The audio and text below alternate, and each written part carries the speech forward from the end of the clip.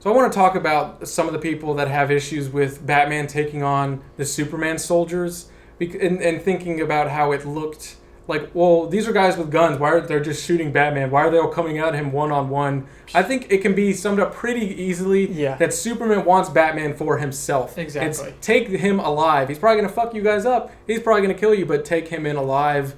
And that's what I kind of figured the whole thing was, with them taking him on one, and he's taking on like 4 or 5 guys at once. I mean, it was pretty great. It was really something. I loved that whole scene. I could watch it 100 times. There was satisfied. There was a little more to the fighting of the Superman soldiers, just a little more of like one fluid cut of the camera moving around the whole thing. So just a couple more shots of the action, and like I said, these are things that probably could have gone without being in the movie, but now it's just a nice Easter egg, like the cherry on top to an already better movie. So that's what I liked about that. And something else that was a nice little contrast was Clark was getting the pictures of this guy that was killed in prison, while Bruce is also investigating the white Portuguese, and now he knows. So they're both it's kind of like the Lois and Clark thing, with there's parallel investigations showing them both going on at the same time, with Clark looking at the pictures. And this all leads into going to be the Batmobile chase that's going on. But before we do that, Clark goes back to Gotham, and he goes to the GPD, and he's trying to talk to like the wife or somebody that's related to the guy that got killed. Yeah. And it was interesting because Clark goes to Gotham, and he kind of stands out because he's just like being polite, like, hey, can I speak with this? And then the cops are kind of being rude to him. He's just like, what's wrong with these people in this city, kind of thing. And then they point him in the right direction, and he talks with the girlfriend of the guy that gets killed, the one that gets branded. And I really like that because it shows why he gets so pissed at Batman, really. Because she points out that, yeah, he did those things. He was a bad guy. But he was a father. Yeah. Like, people loved him. He's still a human. And that's what really pisses Superman off.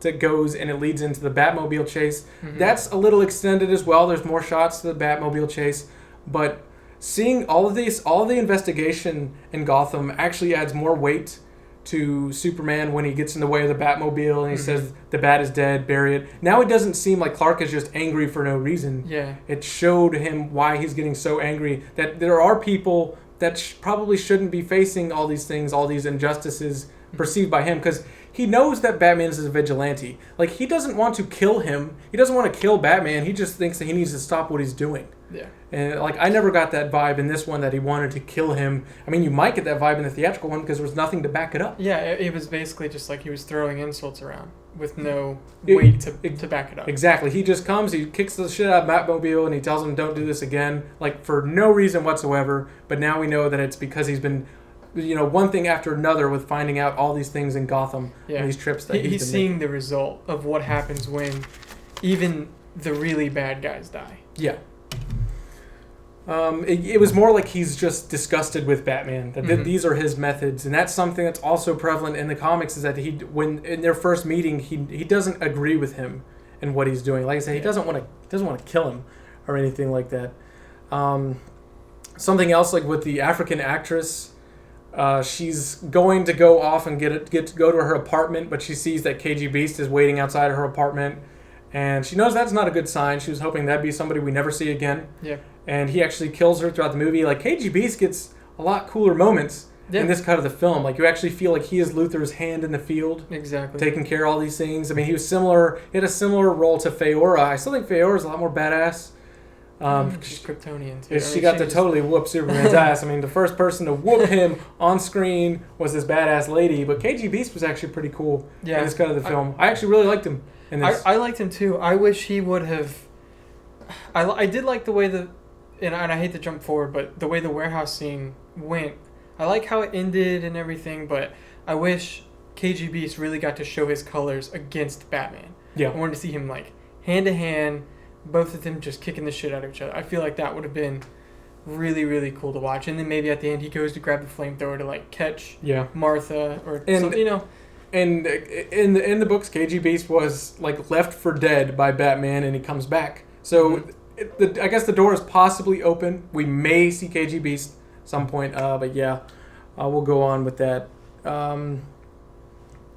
And that's one of the things was that before she gets killed by KGBs, she actually goes to Senator Finch, and this was a big thing in the film. Oh, yeah. She goes to Senator Finch and says that like she was forced into testifying against Superman. This wasn't true. She says, "I didn't tell you the truth," and that changes the entire the entire plot of Africa, and it changes everything that goes on within the Senate, at Capitol Hill, the bombing. Because now Senator Finch knows that Lex Luthor was behind everything, and that was so necessary to the story. And that was a really big thing.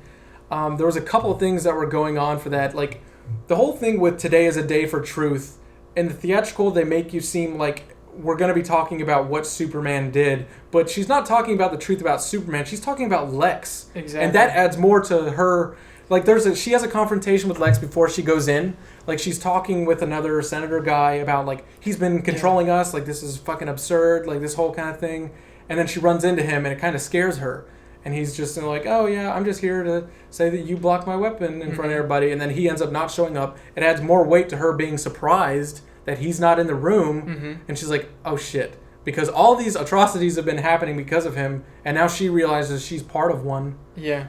And all the while, now Lois has found out from the tech lab that the bullet was behind Lex. And she matches the wheelchair. Like all of this stuff was leading up before the actual explosion. That she calls Perry. She's like, "Let me run with this story. I have an anonymous source who is General Swanwick," and he's like, "I'm not going to let you run a story with an anonymous source.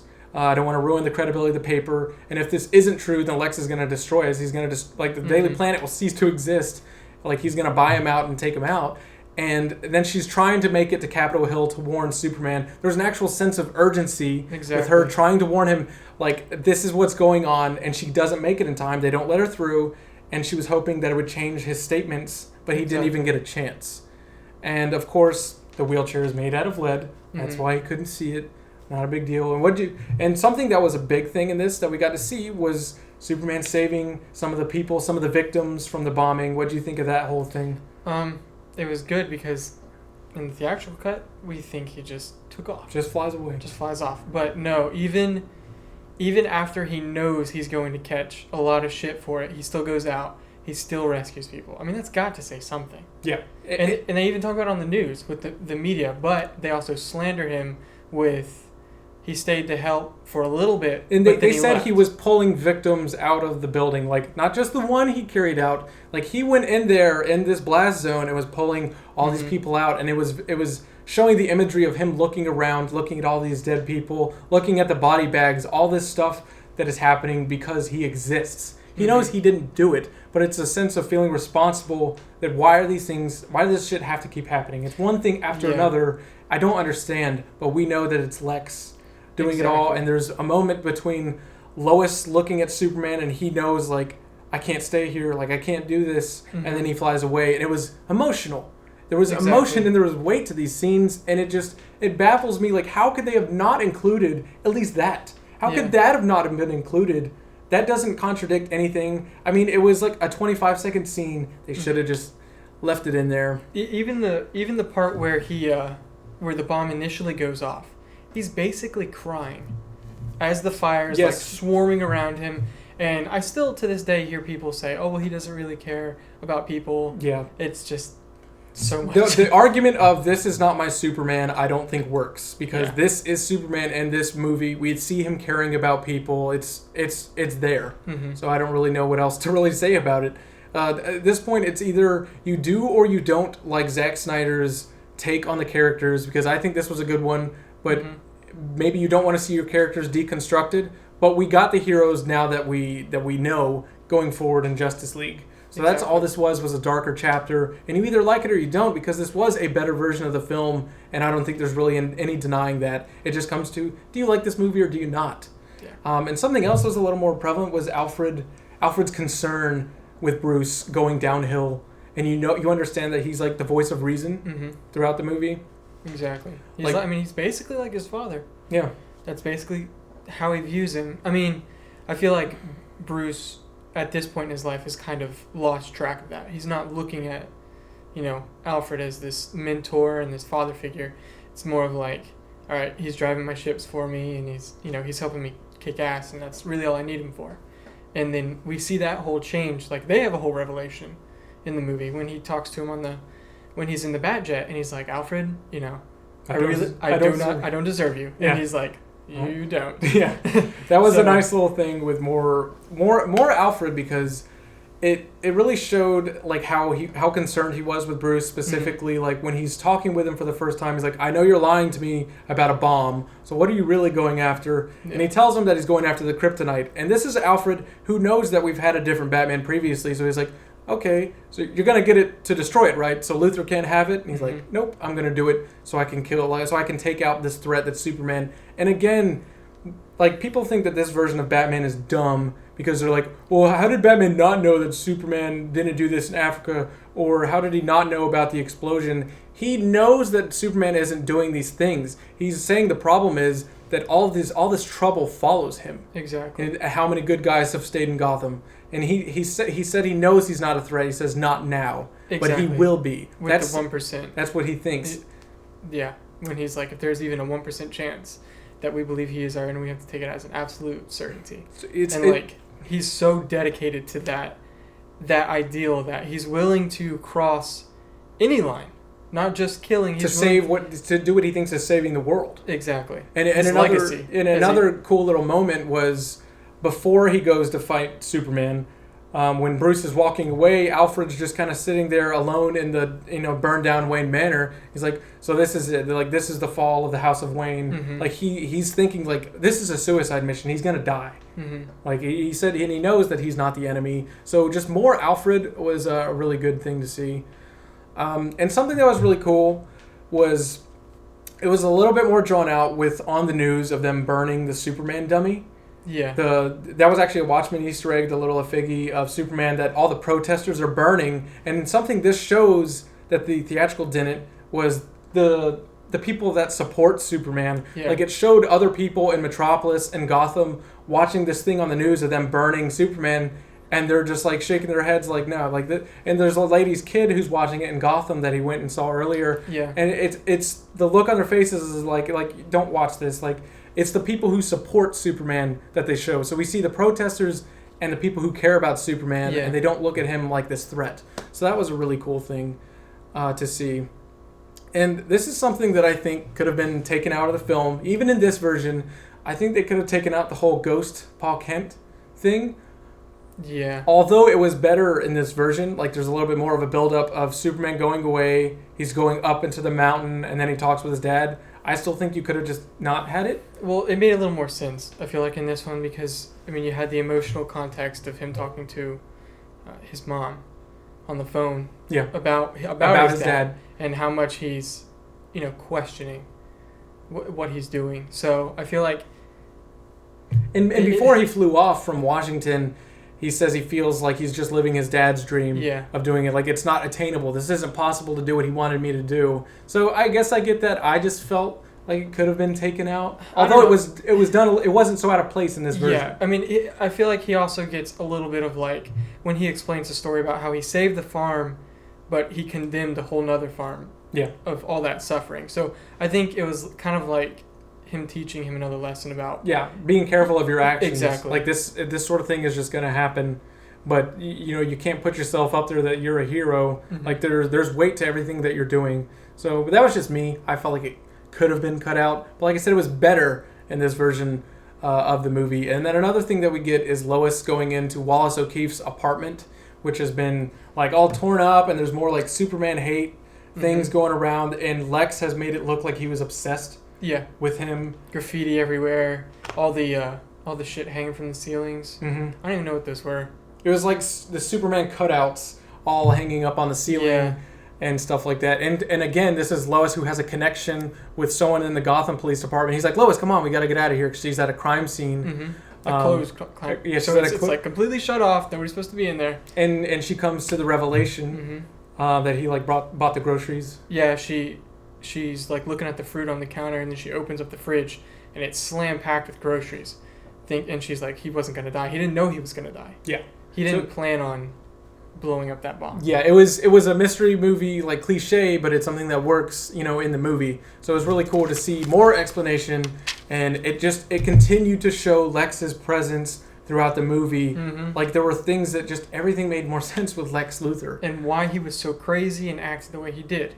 Like, Yes. because that was the majority of everybody's problem, was he acted like the Joker, or he was too crazy or insane. Well, when you watch this, it's like, now I understand why he was so crazy, because of all the shit he was seeing and what all was going. You have to be crazy to plan something like this out. Yeah, It's and not. and everything adds a little more weight to when Clark receives the pictures of the guy that was. Now he knows that he's been killed. Because earlier he was just trying to go talk with him, and now he knows he's been killed, and he got these pictures that Lex sent him, and there's more weight to that.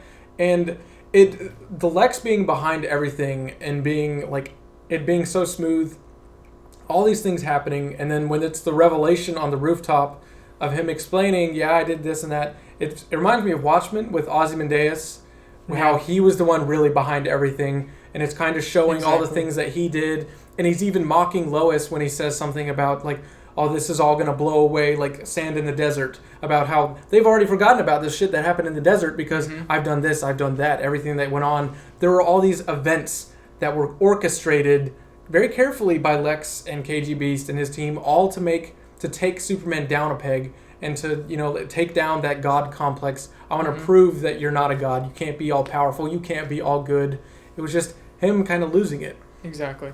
And that was a lot better. I still like the rooftop scene. And then by this point, it's basically kicked off like the third act of the movie, which I thought was the strongest act of the theatrical version. I thought it was like when things really got smooth, they got going. And although it's very action-packed, and that's why they didn't cut anything out. Yeah, in the theatrical, I mean, it just seems like action for the sake of action, although enjoyable to look at. I mean, the warehouse fight, Doomsday, all that was enjoyable, but now there's weight behind it because we care more about the characters because we've gotten so much more. Like, there was very, very, very few things added to Bruce. We got a little bit more Alfred, but Bruce was basically untouched. We got a ass shot of Ben, and that's about it. Yeah. But everything with him just went a little smoother. But we got more Clark, more Lois, and more Lex, and that's what made you care about the events in the third act of the film, and that was a big thing.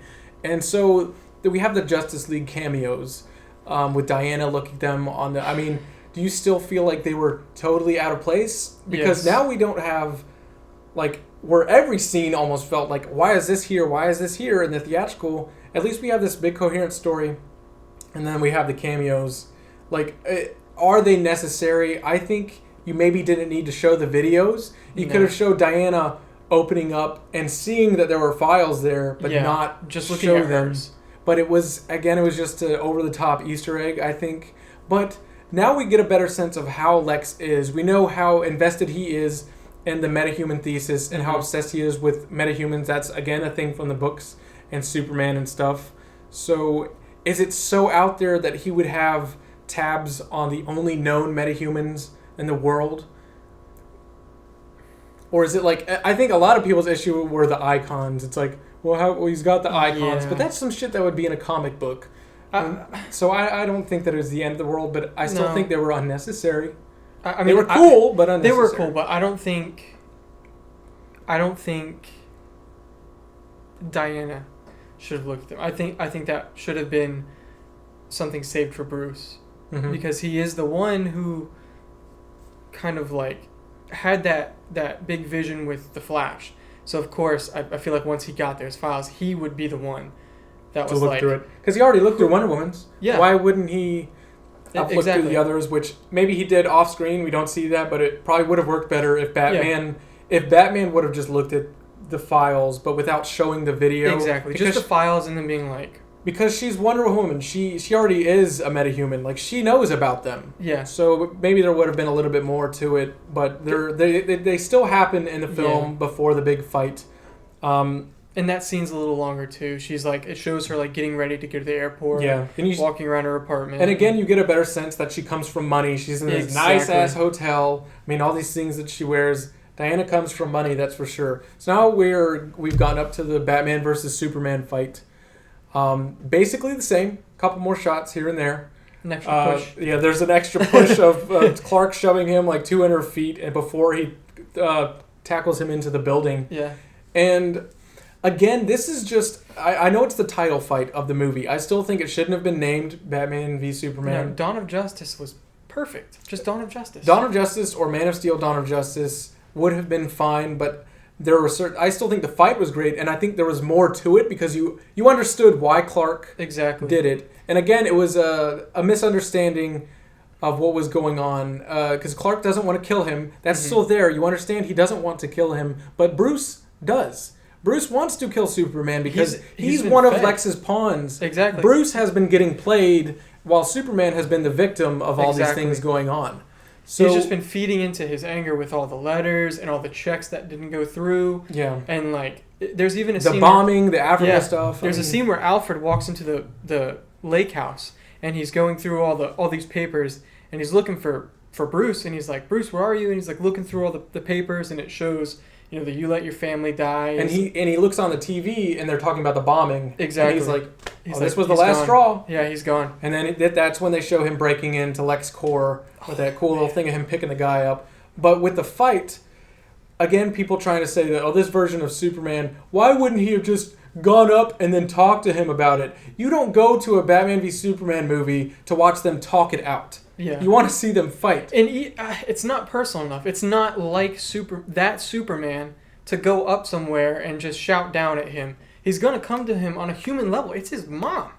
Of course he's going to go to him and talk to him face to face. He's not going to shout down at him. And he did try to talk to him. His first thing was, Bruce, you don't understand. And again, Superman's not trying to kill him, but Batman just literally tried to scramble his brain with the sonic, disruptors. That was so cool.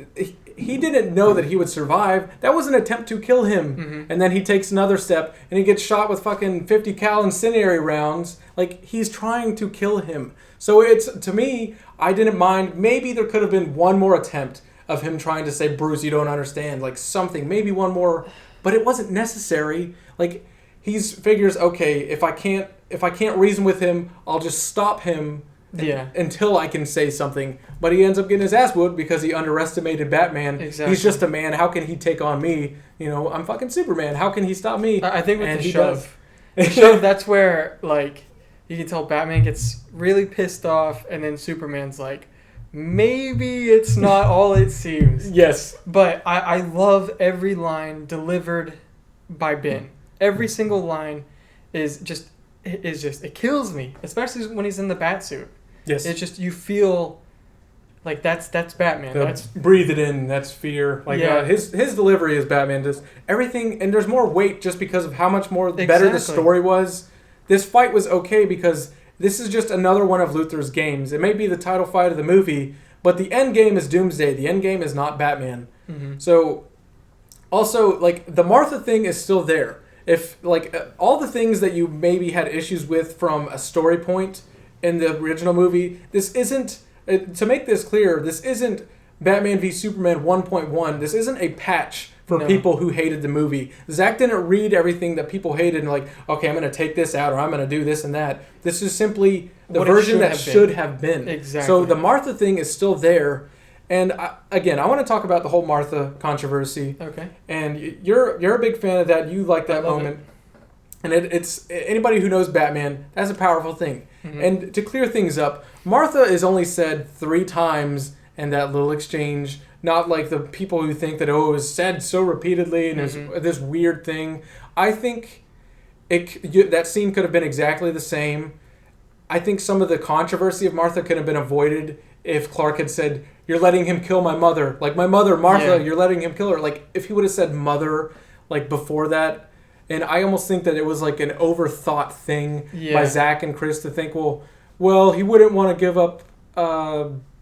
or maybe they wouldn't want Superman on the ground saying something about his mom, or they're trying to like help him conceal his identity or something weird like that. But I think it would have been fine if he said, if his first thing was, you're letting him kill my mother, because I think that would have made him stop for just a second. And he's like, you're letting him kill my mother, Martha Kent, something like that. Yeah. But I still had no issue with the Martha thing. I loved it. I thought it was awesome. I mean, like you're saying, I do wish it was Mom. Just replace Martha with Mom. And then have Martha said at some point.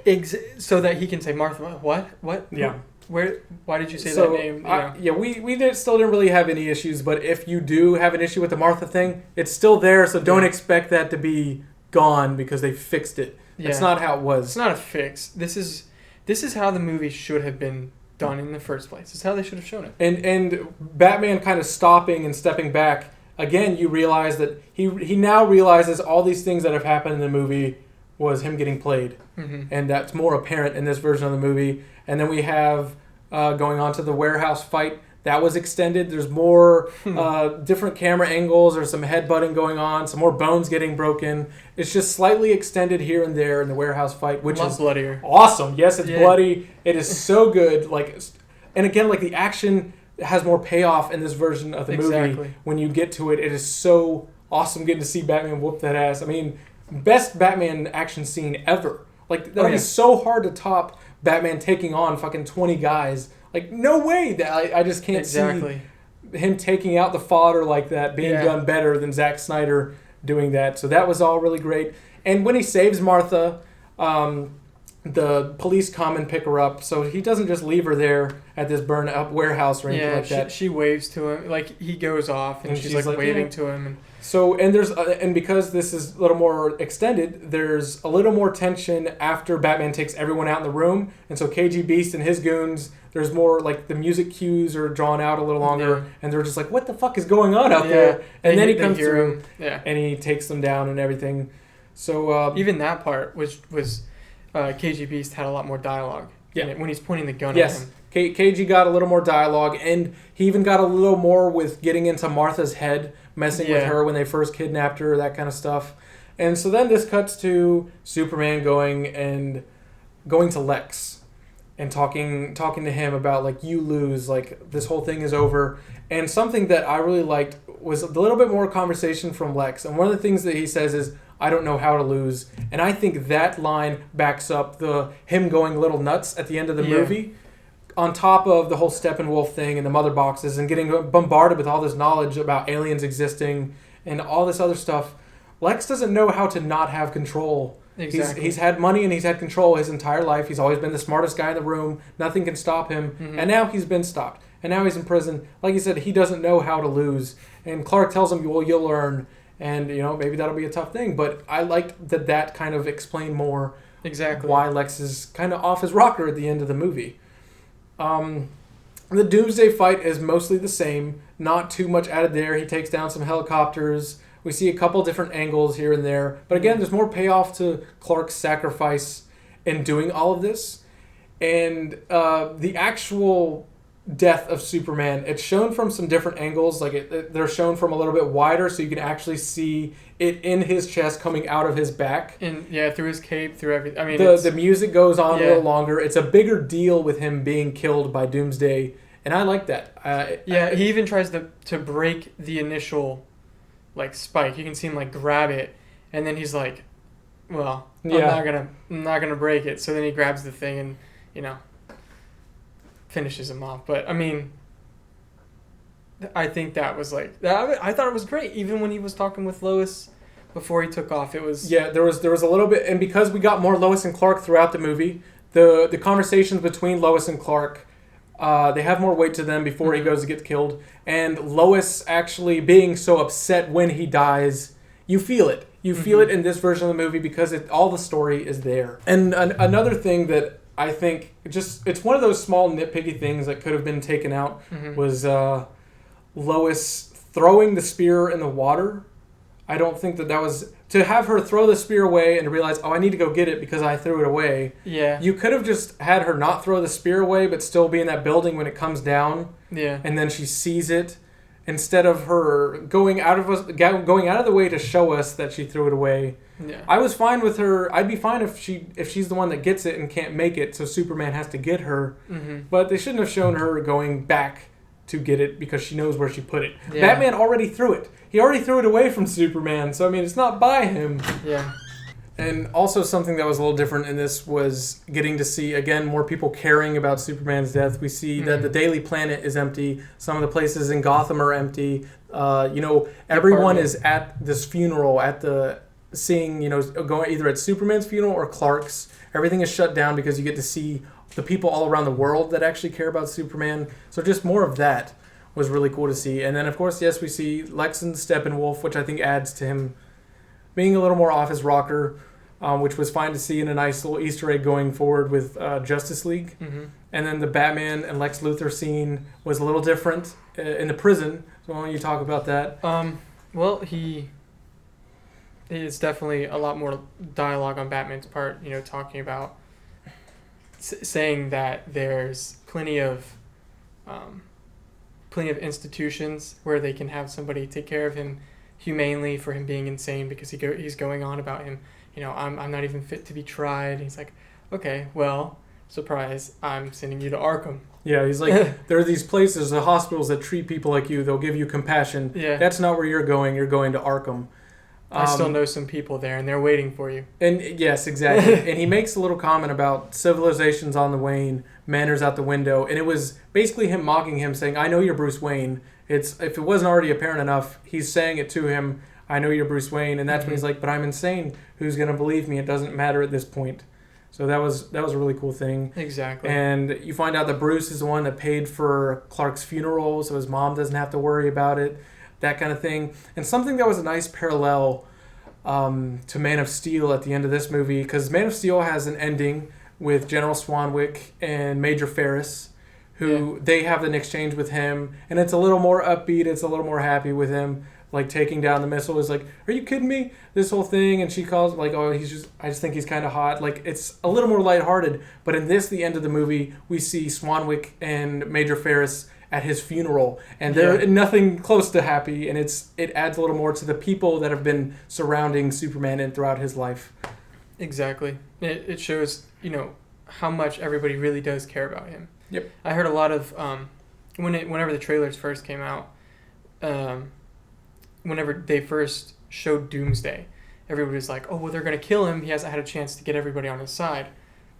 I don't know. I think with this Ultimate Cut, it's they show way more people who care about Superman. Exactly. They show the people who protest him, and they show the people who really cared about him all throughout his life. So any closing thoughts on this film now that we're done talking about everything? Sweaty and spoilers everywhere. No, I fucking love this movie. Yeah. A much better version of the film. To anyone who's on the fence about this movie, this will win you over. If you liked the movie, you will love it. If you already love the theatrical, you're probably going to die when you see this because it is so much better. I'm still riding the high. It was good. Yes, it was. I've seen it twice now. I'm sure we're going to end up watching it again sometime this week. Yeah. So, and to the people who hated the theatrical cut, this still has the potential to win you over. It depends on why you hated it. Exactly. If you hated it because you thought it was a sloppy movie, if you thought the storytelling was poor, that is gone. Those problems are non-existent. This story is told very well. It's told, like I said, with the comparisons to Ozymandias and Lex Luthor. The story is a lot like Watchmen. It's the deconstruction of these characters. Mm-hmm. And if you don't like Zack Snyder's vision, then you're simply just not going to like it. This is a better version of the film. Again, if you hated it because you thought it was a badly told movie, then you will like this version. If you hated it because you don't like seeing Batman at the lowest in his life, if you don't like seeing Superman going through a struggle and not everyone loves him, then you're still just not going to like this movie, and there's not really much that can be done about that. Because that is the story. That is the story. That is the story. This is a dark chapter for both of them in their lives, but this is 100% the better movie. And what did you say you rated this? A 9.5 out of 10? Yeah, like a 9.5. For sure. From a 9 to a 10. I mean, it's not perfect, but I mean, like I said, it's really, really close. A far better movie. I went from a 7 to a 9.7 out of 10. Anyways, guys, comment your thoughts down below on all of this. So many things to go into detail about. So many things that are fixed and made better and more clear in this version of the film. We will never watch the theatrical version ever again. No. There's no point. There's literally no point to ever bother watching that. And it's a shame. I've never been so happy and so angry to watch something at the same time. The fact that everything the DC fans had to go through, or the people who enjoyed this movie legitimately that aren't DC fans, and Zack Snyder, everything they had to endure after this movie's release. And to know that there was a better movie in there. Yeah, there's a lot of shit talking. This will be the movie that is remembered, and I hope that the theatrical cut just goes away in the future. Yeah. This will have a cult following for sure, like the Watchmen director's cut. So anyways, guys, comment your thoughts down below on everything. My name is Tyler, and this is Austin. It's been fun talking about all this stuff. So I really want to know what you guys have to think, and I'll see you on the next video.